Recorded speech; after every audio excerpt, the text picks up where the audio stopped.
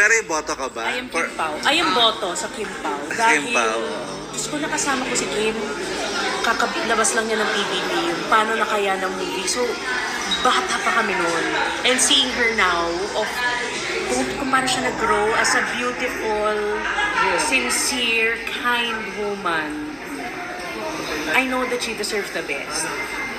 Kasi grabe siya magbigay. Grabe yung passion niya sa buhay.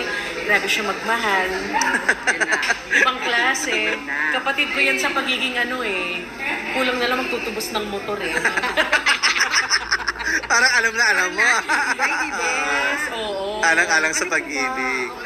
Diba? So, for me, boto ko kay Pao. Kasi nakikita ko gentleman siya.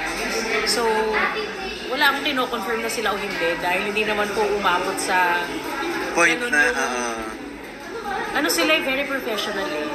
So, hindi ko naman sila makikitang unprofessional sa Excel.